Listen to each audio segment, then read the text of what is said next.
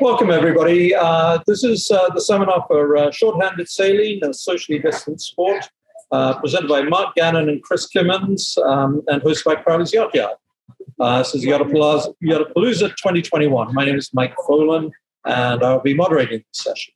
This seminar will be Zoomed as a webinar. For those attending live, please wear your mask and maintain safe social distance. We'll be recording all of the seminars today, and we'll post them on Crowley's Yacht YouTube channel later in the next week or so. Please hold your questions till the end. Those attending online can type their questions into the Q&A feature, and we'll address them when initial presentation is done. Let me introduce our speakers, Mark and Kris. Mark Gannon. Mark is an experienced sailor and has completed 42 crewed Macs and 10 solo Macs. He currently owns a J105 named Gangbusters. And Kris is an experienced single-handed sailor also, and has competed as the only solo competitor in the 2017 Super Mac. So I'll turn it over to Mark and Kris. Good afternoon. Kris Kimmons and Mark Gannon over here out of camera. Mr. Shy Mark Gannon. Contrary to popular belief, us solar sailors actually talk and get along quite well, and we don't necessarily social distance compared to a lot of other sailors. Talking about Great Lakes single-handing up here on the lakes. Also mention the Lake Michigan Single-Handed Society, which is a bit of a cousin group that does a lot of double-handing events as well. So Great Lakes Single-Handed Society was created, as all good things are, in a bar in 1979 when a bunch of guys decided, hey, why don't we sail from Port Huron up to Mackinac Island and do it by ourselves? And that's when it started. So 79 was the first double-handed or single-handed Port Huron, and that was the original. It's since spread to all 5 lakes. There's about 369 members. Pictured is the Mackinaw Island Yacht Club. That's actually our one end of our finish line, and we have a simultaneous start now for Port Huron and Chicago for the going to Mackinaw Island. It's the 3rd weekend in June, so folks like Mark can then come back and then do what I call the Big Mac or the Crude Mac a few weeks later. He's done how many have you done now, Mark? 42. Mark's done 42 Crude Macs. The sissy race. Yes. Or as he likes to say, he said it, I didn't. It's the sissy race. About 70 active members generally out of the 369, and we get about 11 new members a year. So we're across the entire Great Lakes. There's the Port Huron to Mackinac, the original. Chicago to Mackinac is actually our 25th this year. It's first done in 1996. And every 3rd year, there's the Super Mac and the Super Mac and back races. I've done one. I did the Super Mac last year. Didn't quite get all the way back to Chicago. That's another story. There's a Lake Erie, the Lake Ontario 300 and the Lake Ontario 600 as a single-handed division that GLSS liaises with. And Trans-Superior, same thing, a single-handed division there. And then we have some smaller races, the Lake Michigan Solo Scramble, which this year will be in August. And that actually can serve as a qualifier for the race, to enter one of the challenges. There's a Lower Huron Challenge and also a Lake Sinclair Challenge. Eligibility. For skippers, you have to sail a minimum of 1,000 nautical miles. And also send a resume into the GLSS board, complete 24-hour, 100 nautical miles solo in the boat that you intend to do the challenge in. And then anyway, you complete that, send that documentation in, and then it's vetted by the board for entry into one of the challenges. For the boats, pretty wide open, 25 to 50 feet, an enclosed cabin with galley, a permanent bunk, an approved head, and also boats can be approved outside of those parameters by the board on a case-by-case basis. So for instance, we're looking at, what was that? Shark 24 this year, I think. Yes. We've done minis. We had a couple minis join the race. And how long is Alan Beamstra's? 54. 54 foot. We have one of the original members, or pretty close to one of the granddaddy members, has a 54 foot boat he solos. So we take a wide range of boats. We like to see competition in these races. And by the way, these races we call challenges. They're not rallies, they are races, and they're regarded as such. So, it's not like you can motor up there and have a good time. We do have a good time, but they are races, they are competitive. So, boat, another thing about the boat, what kind of boat do you need? I think, I'd like a Sunfast 3300. I don't know about you. I'll take one. If anybody wants to donate, I'll take one. But the boat you have, if you have a boat that's reasonably well found, a boat that meets the parameters, then that's the boat that is great for single-handing. If you're used to single-handing, you wouldn't be doing this unless you were. Then the boat you bring to the start line is a great boat to have. Now, what could possibly go wrong? One of the things about the boats, though, is that they need to be pretty good shape. When was the last time you looked at the standing rig? When was the last time you really went across the engine? These things, if you're on a crude race, you have somebody there to help suss things out if things start to go pear-shaped. You're out there by yourself, it's all on you. So the more you have the boat in mechanical condition, in a reasonably good mechanical condition, the better off you are, and you're going to reduce the odds of issues. Now, over the years, found that autopilots, that's my autopilot there on the left, by the way. You gotta love Ray Marine, but it's one of them. Autopilot failures tend to drop people out pretty darn fast. That is a very common issue for the boats. On the Super Mac and back, I had to stop in Goderich and rewire the whole system because I just decided to quit. Electrical problems are another. The right-hand picture is actually Joey Baker, sailor on the Port Huron and Lake Erie side, who was on the Super Mac and back this past year, and you can see what happened to his engine belt. He was day 6 into the race. So the more that you get your boat into top-notch condition, the less chance that you're going to have issues like these. For instance, now I carry an entire separate autopilot system as a spare. Wheel drive, computer, control head, and compass, the entire thing.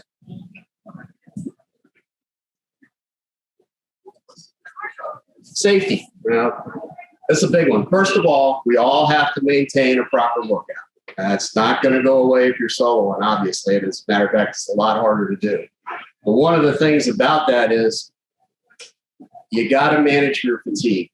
On these races, my slow Pearson takes about 80 days to get up there, or 80 hours, not 80 days. Get my timing is a little mixed up. But 80 hours. And in that time, you're going to sleep. As Webb Childs likes to say after he had been shipwrecked a couple times, 2 things your body needs are sleep and water. Everything else your body can live without for a bit. Those 2 things your body's going to insist on doing. And folks that say that they can stay awake for 60 hours, chances are they're actually taking micro naps and they don't even know. They don't even know that. How does that matter as far as keeping a good lookout? It keeps you managing that fatigue, keeps you more alert. I think most of us sleep 20 minutes at a time. Let me interrupt you. Sure. All right, so I just started this little timer here, which is a kitchen timer. And my guess is that when it goes off, you're not going to hear it. Okay? It doesn't make a lot of noise, but we'll see. We'll just put it over here and see if everybody hears it. This device here is called a watch commander. And you can set this thing from 3 minutes to 90 minutes. And after that, and it just will keep running continuously. So if I set this thing for 20 minutes, 21 minutes on the dial, and I go to sleep, in 21 minutes, it's going to start beeping. And it's a pretty loud beep. And I can wake up, hit the reset button, and start the 21-minute timer all over again. I can lay back down, go sleep again. If I don't touch this thing and tell it to stop beeping, it will become a car alarm. And you know how loud those are. If that does not wake you up, then you're not breathing. That's rated at 120 decibels. So this is what I use on my boat when I'm sailing solo. I started out with egg timers, and I probably slept through those so many times. This one, you don't sleep through. You can be dead tired. It will wake you. Yes, I have a watch commander as well, but I also have a separate alarm called a screaming meanie, which is a trucker's alarm. Same thing. You set it, and it'll blare out at 120 decibels. And sometimes I need both. So that tells you how important it is to manage your fatigue. First of all, I sleep in about 20-minute increments if I can, and sometimes less. It just all depends. And you can get into a rhythm where you can you'll go directly into a deep sleep, and then alarm goes off. You wake up, you scan the horizon, you look around, and then you can lay right back down and go right back into a deep sleep, and do that for a several-hour period and actually feel rested. As a matter of fact, sometimes I'll wake up after a 20-minute sequence. I've been in a deep sleep, and I think it's the next day. So you can go through 3 days in about 3 hours, which is interesting. Also, part of that's nutrition. You have to eat. You have to eat, and you have to drink. That's so important. It's easy to forget to do. Like I'll very often just be grazing on trail mixing while I'm out in the cockpit, and then forget to actually just not want to do it, but turn on the stove and actually eat something hot. And that's so important to do. Me again. Yes. Okay, so I brought a little demo here. I don't know if you're going to be able to see the swing stove. Here is a gimbal swing stove. If you can find one of these nowadays, buy it, because they don't make these anymore. But this is my whole cooking system right here. So I'm going to fire this up.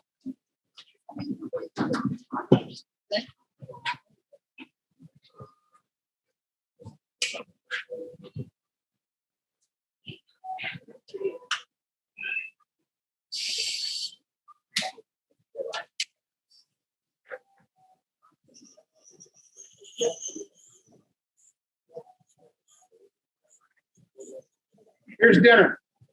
This little package is dinner. Okay, I make these up, freeze them. This will be ready in a couple of minutes. I use my Mark has a J105, and by the way, as far as on the Chicago side, J105s, I call them the J105 Mafia. It's the largest class of boat that we actually have entered in the race now. They're always way out in front of me. Matter of fact, if I still see them on Saturday night, I kind of figure I'm doing pretty good. So, but anyway, I have an old Pearson cruising boat, and so I just use my galley. Same arrangement though. Propane heats up the cabin too. So it's nice to be able to. I have relatively posh surroundings though.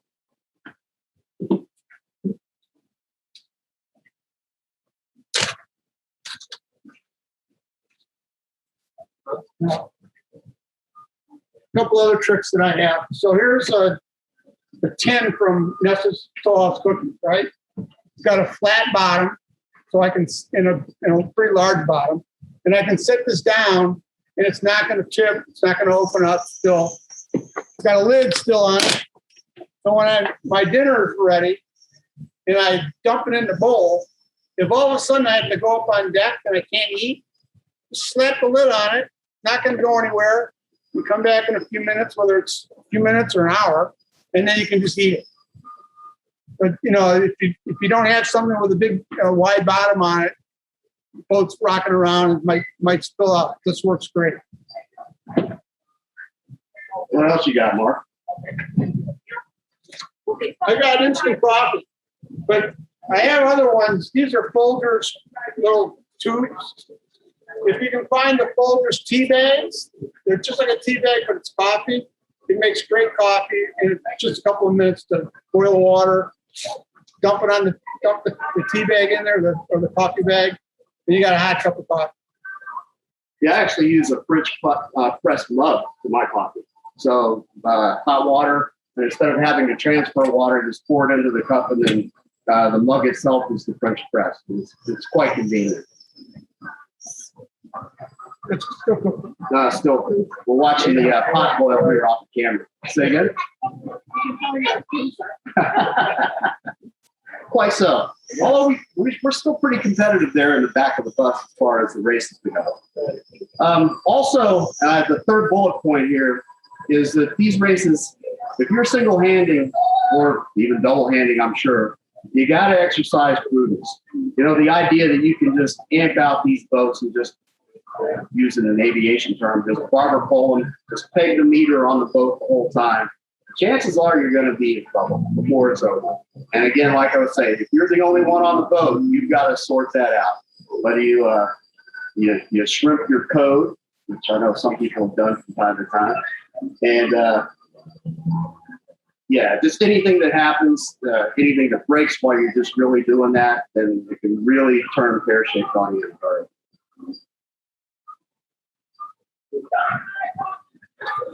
Some of the other requirements that we actually have a safety list. Have to have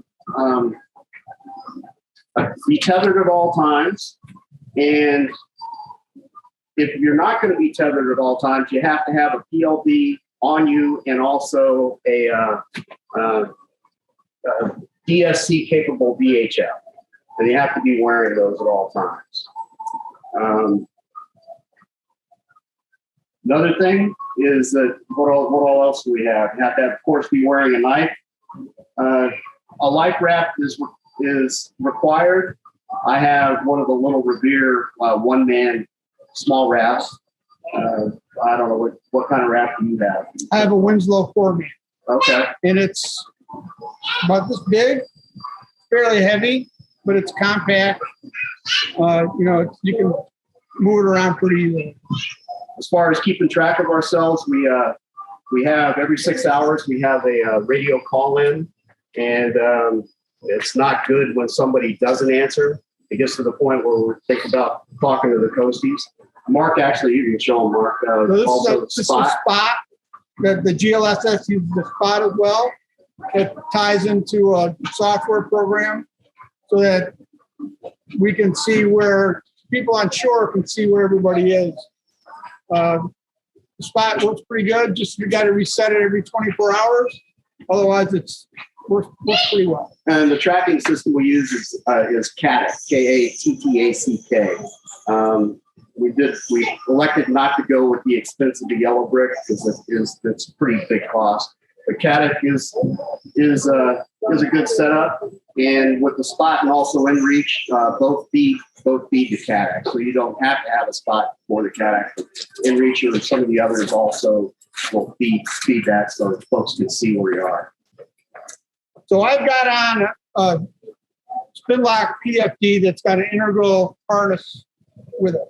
I wear this all the time. It's comfortable, works pretty well. Our rules say that you have to have a harness. You don't necessarily have to have a PFD on.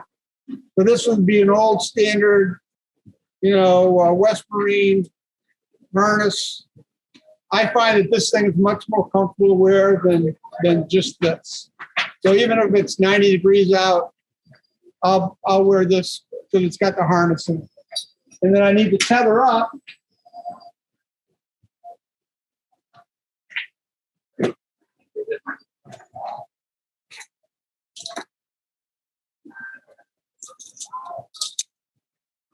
So this is just a single tether, 6 feet, snap shackle on one end, quick release snap shackle, and then I don't know what kind of this, what do they call this, but it's got a thing that you have to hit to open it up. So it's got a little safety in it. This is the same thing, only it's a double. There's a 3-foot one and a 6-foot one. Again, the quick release is what goes on here.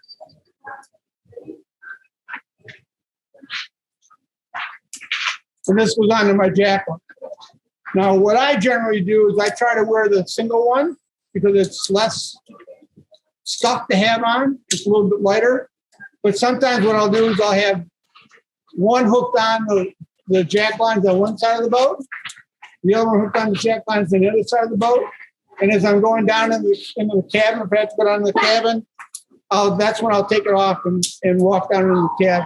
So when I come back up, grab one hook on before you come up out of the cab. That way I'm always tethered. One maxim for this is we're doing this race in the third weekend of June for the Mackinaw races. That water temperature is 39 degrees. You go overboard, it's not going to be a good outcome, more than most likely.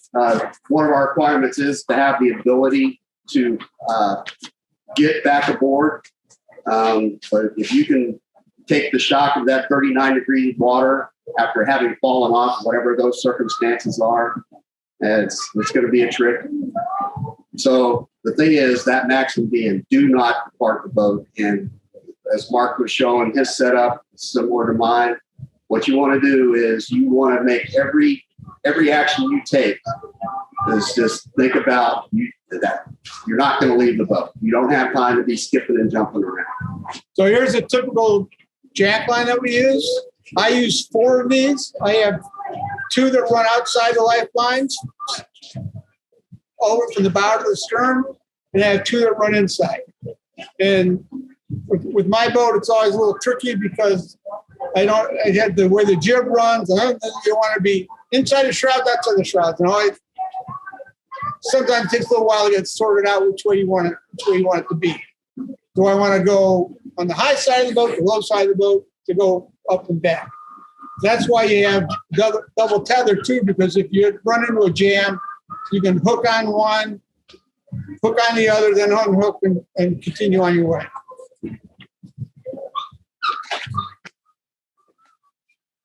I have a story about I have exactly the same ACR as well.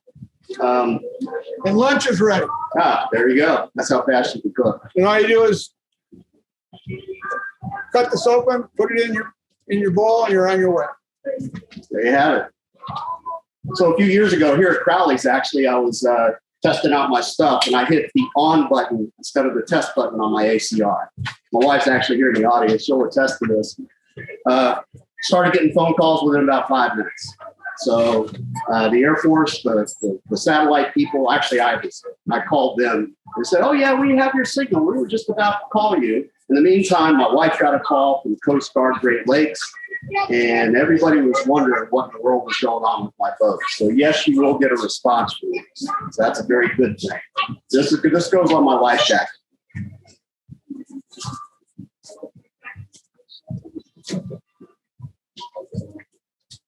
I think Kris talked about sail management a little bit and prudence. This is a snuffer that's made by ATN. It's fairly long. So this is about 45 feet, I think. So it's got a nice big collar on it. And the way I use this one is I use it at the mast. You can also run these so that, like on my boat, you can run it so that it goes all the way back to the cockpit. But I find that that's an awful lot of line. So I generally use these at the mast. It's not a perfect system by any means, but when it's heavy out, it helps you get the chute down a lot easier than trying to shrimp it. Yes. Which I've done, by the way. Small dig at my compatriot here. Same thing. I have a snuffer as well for my ASIM. Run the same thing. Some of our folks do run full spinnakers. I salute them. I actually only have 8.5 toes, so I'm a little leery on the foredeck most days. But yeah, certainly the snuffer is a good device. And as far as sail management, for instance, I actually still reef my main at the mast. mainly because I just don't want to have to go back to the cockpit and back up to the mast to sort things out. It's just easy to get up to the mast, put myself in, and take care of a reef there. And again, that third bullet point is really all encompassing. Exercise prudence when you're in this shorthanded, single-handed endeavors, because you are your own savior.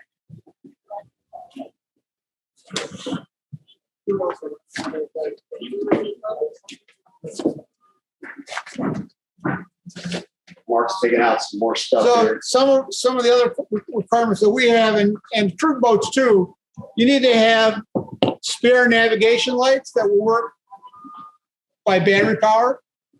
And I have these little LED ones that work pretty well. And sometimes, this would need to be battery, but sometimes what you'll find is that if you're having electrical problems, which is another major issue that we have, you might want to just run these instead of running your normal running lights. To save on electrical power, just use these guys. So instead of having these down below, waiting for an emergency, what I do is I always rig these up before I leave the dock on the solo event. So in case I want to use them, I've got them ready to go. And then small flashlights are great to have. These are LEDs, they're pretty bright. What I've found is that on the LED ones, though, if you can find a rubber one, buy it. They don't usually make rubber coated LED ones. They get kind of noisy when they're banging around on the deck.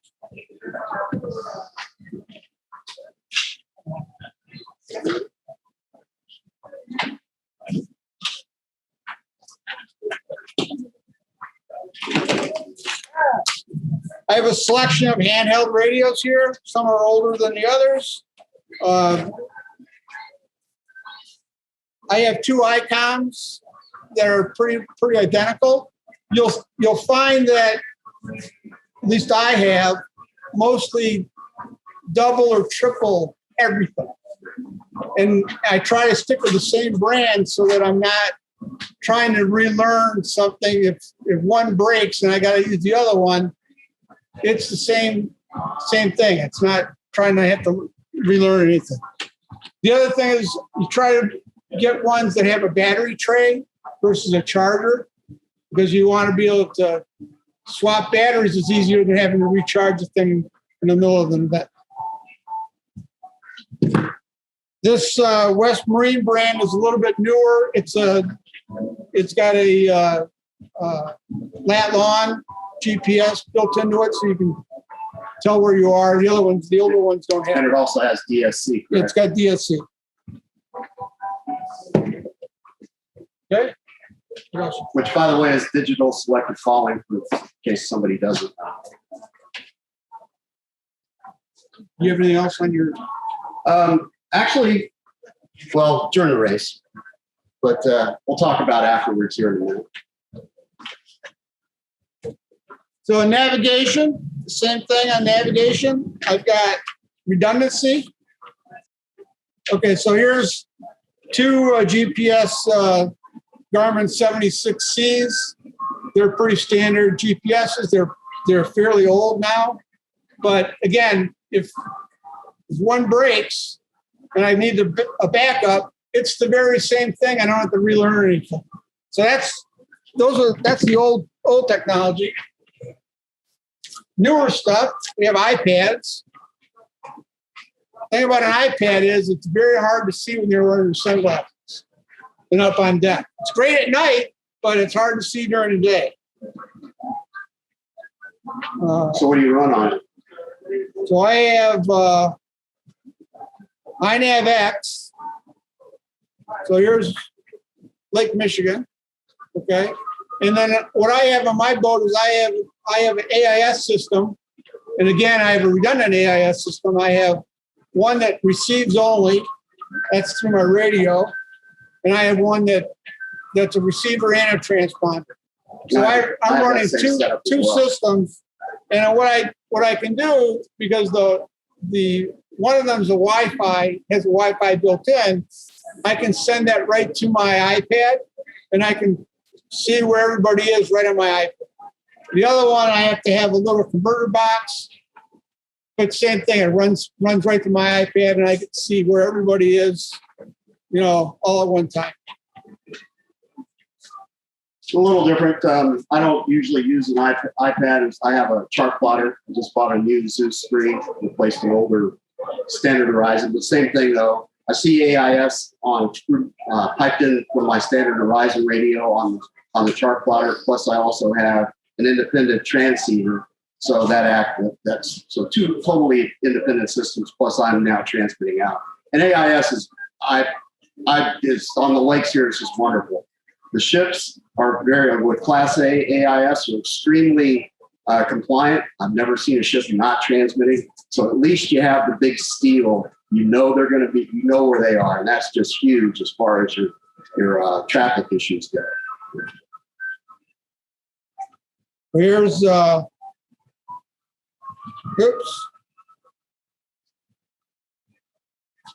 Of course, you still have to keep a lookout for. You can't assume boats are Class B. It's still not. Here's the same thing on a bigger screen. This is just the southern part of the lake from last time we used it. So you see that just like in setting this up right now, I'm going, oh wait, I got the wrong thing, right? So you always want to check your stuff before you leave. Make sure that everything's working. Don't trust that, oh, it worked when I put it away. It's going to work when I go to use it in the spring or the summer. You got to check all your systems, make sure everything's working. Yeah, I agree with that. Seasonal shakedown is just vital. Anytime that I haven't done one, I paid for it somewhere by the Manitous. This is a standard ditch bag that I keep. One of our requirements to have a ditch bag. Solus flares are another requirement. Keep all my flares in a ditch bag, as well as I've got another EPIRB that I keep in the ditch bag.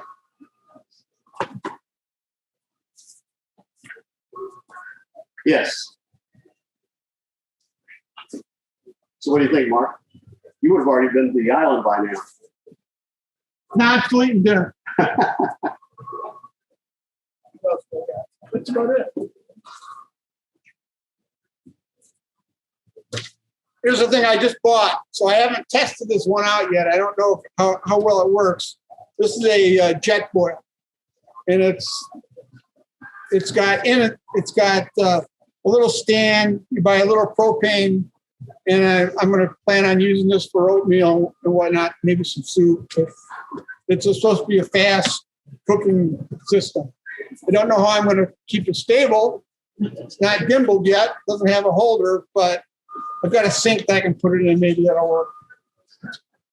Check out what Childs' journal. He talks about that. He put it on his More 24 that he circumnavigated at.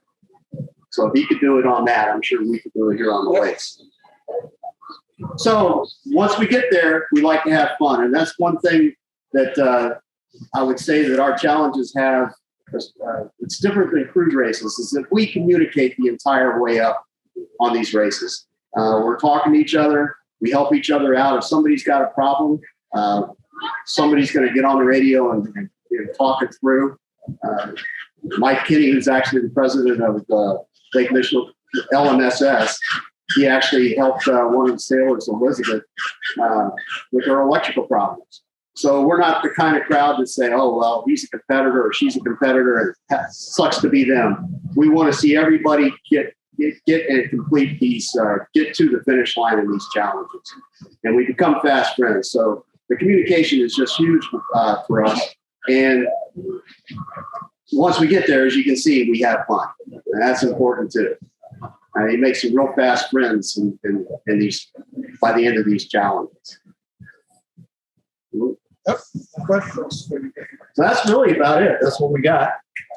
And by the way, that's one of the Port Huron guys going to Mackinaw. I took that during this Super Mac and back after I come around the corner headed down to Lake Huron.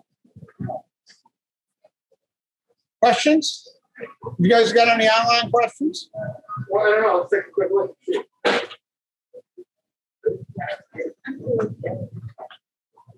Anybody have any questions before we go? No, that was good, guys. Thanks.